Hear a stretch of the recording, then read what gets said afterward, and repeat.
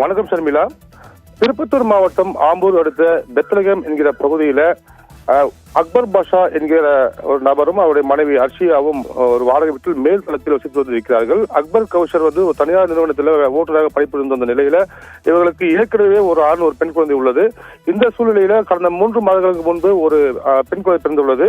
இந்த குழந்தைக்கு அர்ஃபலா பாத்திமா என்று பெயர் சுட்டி அந்த குழந்தையை பராமரித்து வந்த சூழ்நிலையில நேற்று திடீரென அந்த குழந்தை காணவில்லை என்று பெற்றோர்கள் மற்றும் உறவினர்கள் தேடியுள்ளார்கள். அப்போது தரைத்தளத்தில் இருக்கக்கூடிய மூடி உள்ள தனி தொட்டியில் அந்த குழந்தையை விழுந்திருப்பதை கண்டு அதிர்ச்சி அடைந்து அந்த குழந்தையை மீட்டு அரசு மருத்துவமனைக்கு சென்ற போது அந்த குழந்தை ஏற்கனவே இறந்து உள்ளதாக கூறி அரசு மருத்துவ கூறியிருக்கிறார்கள்.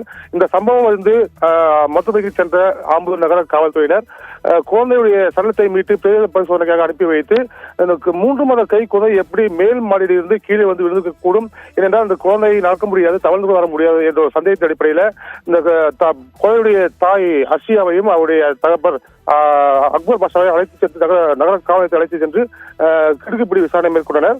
அப்போது அந்த அவருடைய தாய் அர்ஷியா கொடுத்த வாக்குமூலம் காவல்துறையை அதிர்ச்சியை ஏற்படுத்தியிருக்கிறது.